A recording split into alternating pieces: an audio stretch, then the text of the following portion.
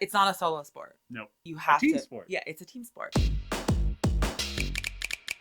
The next category, which is connected to playfulness, I'm going to say, if it's done well, which is to connect sexually.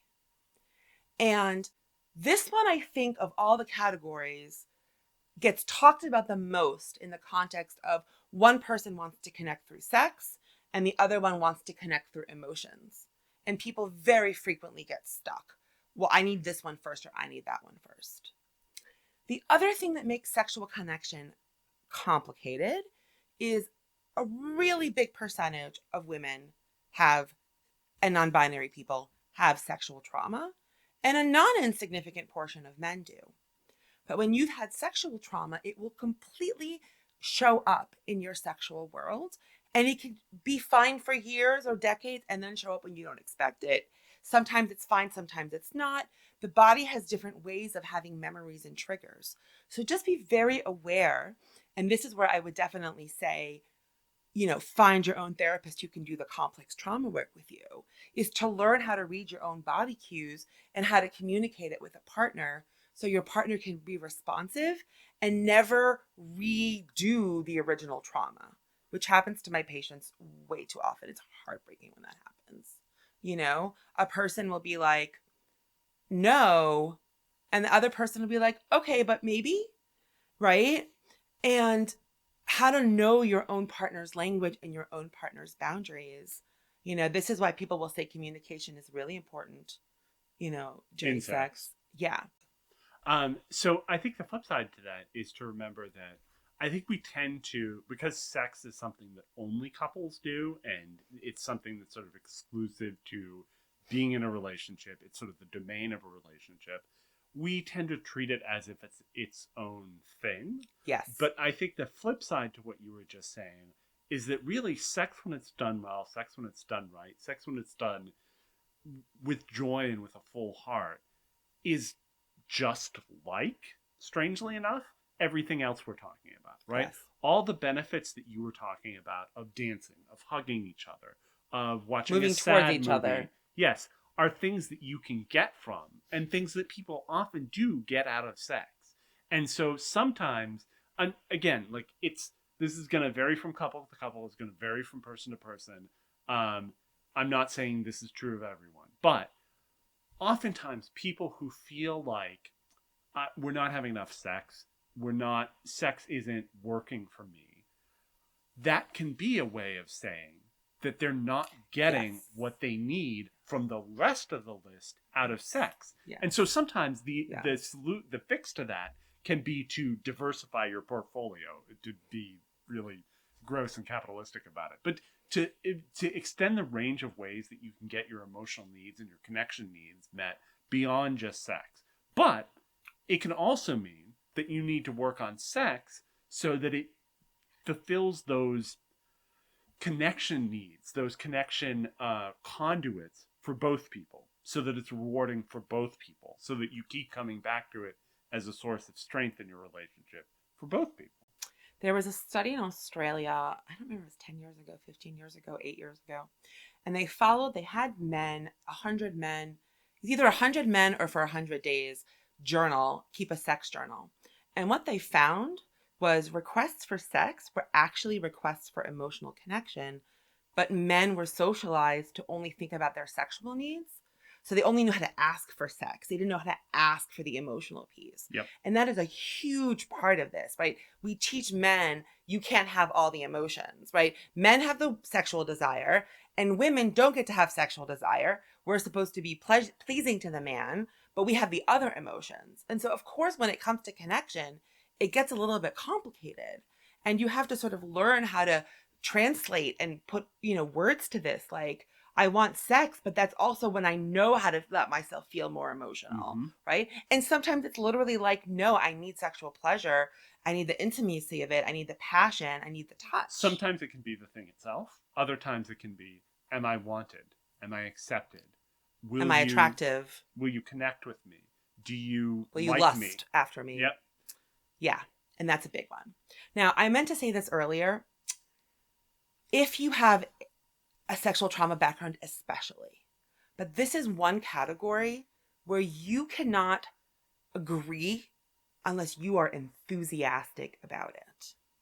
This is not a time to say, I'll try and we'll see how I feel. If you start a sexual engagement when you are actually not feeling it, what you will do naturally to tolerate that intimacy is dissociate. And if you're dissociating, you will feel more disconnected from your partner and you will feel more disconnected from yourself, which is the opposite of what we want. And when you feel that disconnection, you will stop knowing what you like sexually. And a lot of women have experienced sex as a performance or sex as something to, I remember a student telling me. Lie back and think of England. Right. Yeah. Ugh. A student telling me, I taught a psychology of women course, and this is a college level student who said her friend was teaching her about oral sex and said, always make sure the TV is on so you have something to distract you. And I was like horrified. If you need the TV on, you should not be doing it. If you need to be distracted, it becomes sexual trauma because you're not in your body and you're separated from yourself. So sexual connection is one of those things where you have to be enthusiastic, yes, in order to do anything. And I think especially for people with sexual trauma, going back to the idea of like you, me, and the couple, like I think that when we are coming into a relationship, we can often be aware of our deficits, things we're bringing that we're not proud of, that we feel like hinder our ability to be loved or lovable. And yes. People with sexual trauma, I think there can often be an impulse to say, this is my issue. I don't want my partner to see it. I don't want my partner to feel the consequences. I don't want my partner to leave me because of it. Yeah, that too. And so you can think, well, okay, I'm going to try to push this down. I'm going to try to power through, conceal this. I'm going to try to, as you said, just dissociate from it. And that may work in the sense of it may make your partner trick your partner temporarily into believing well, you might finish the act. Sure. It may trick your partner into believing that, oh, this is going well. This is good. We're connecting sexually.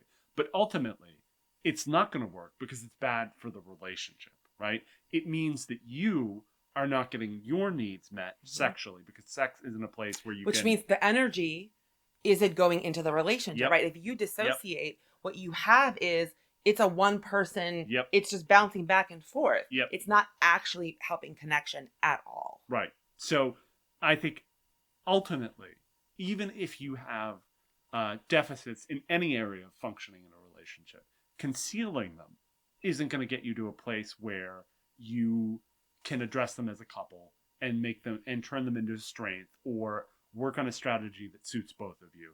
It's only by talking about them. And that doesn't mean you have to talk about them instantly, right? If you have sexual trauma, it's important that you talk about it in a way that feels safe, that you feel like your partner is ready to listen to you, that you are in fact sure that, you're comfortable talking about it. And I will be making a video about this, about how to talk to your partner about your own sexual trauma.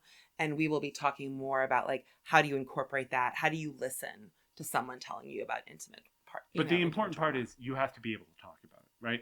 Any deficit in a relationship, anything you want to address in a relationship, it has to be a conversation for both of you. If your strategy for improving a problem with a relationship is just, I'm going to go off and do this by myself, that's not going to work. It's not a solo sport. Nope. It is, you have to. A team sport. Yeah, it's a team sport. I had a couple more things about sex. So we have more, very tangible ideas for you to look at. But a couple of things. So I am often, if I'm honest, shocked at the lack of knowledge people have about their partner's sexual preferences or your own. So a question I'll ask women who have been married for a long time is, when is your partner the hottest to you? And people really struggle. And I'm like, but you need to know, because if you want to connect sexually, you do something that makes finding each other hot, And so really, let's stop and think, when is my partner the hottest? And how can we cultivate that? That's like a thing to know what's foreplay for someone. What does my partner like sexually? The number of times I hear about, this one is more gender than other things, though it can obviously apply across genders and does. But the number of times I hear about, well, does he know how to engage in foreplay? Does he know what turns you on? No. Well, what does he do? Well, he does what he likes to turn himself on. Well, of course you don't want sex. Some people need no sexual contact and they need eye contact for like an hour before anything happens, right? Some people it's smell, some people it's music, some people it's how you interact with each other. Like the list is enormous, and you have to, and if you don't know as a couple, you figure it out, you play, you experiment. Let's try this. Does this work? Let's try that. Did that work? Maybe you need a combination of things. Like, in the TMI world, he knows. Kiss me when we're standing up. Kiss me against the door. He knows the response it's going to get. And I know that he knows the response it's going to get. And then it just becomes this wonderful, passionate feedback loop. It's not a mystery.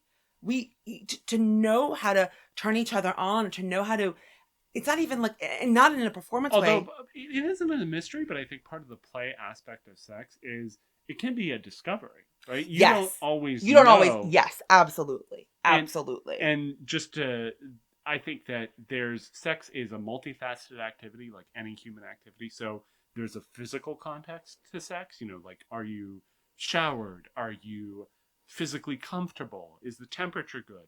And then there's an emotional context to sex. Do you feel safe?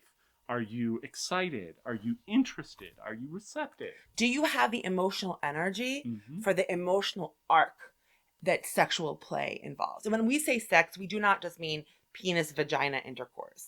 We mean, to borrow Esther Perel's phrase, like erotic energy. We mean engaging in the world of the erotic with each other, the world of passion.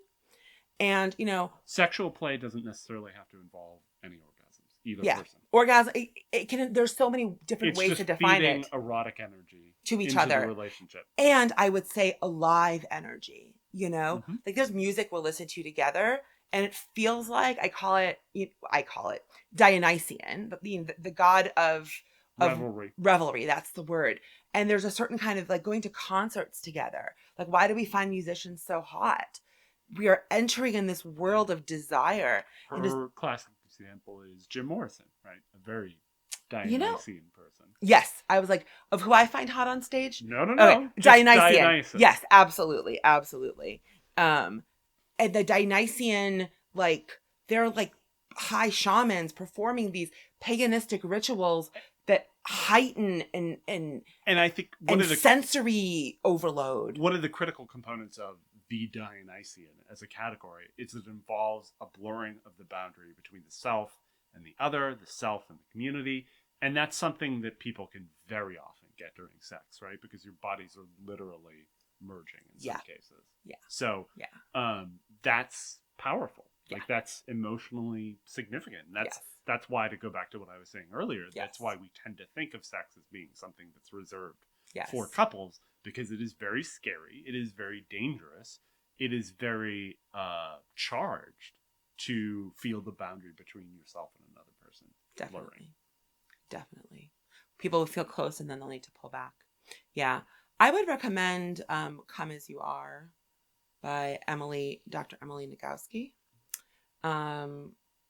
Netflix actually has a documentary about the principles of pleasure, which I think is a good introduction especially for women to learn what their bodies do and how their bodies function. Sexual connection, can be charged in a negative way for people when they fight over it. But if it's in a good way and then the sexual connection is charged, it's a wonderful way to feel connected. I just want to remind you all to like and subscribe this channel. So thank you for watching. If you've enjoyed this, if you want to see more, like the video, subscribe to the channel. I'm Dr. Arit. This is Paul. Magister Paul if we're in Europe. We're Arit and Paul. This is Dr. Arit, emotional billionaire, and thank you so much for watching. Thank you.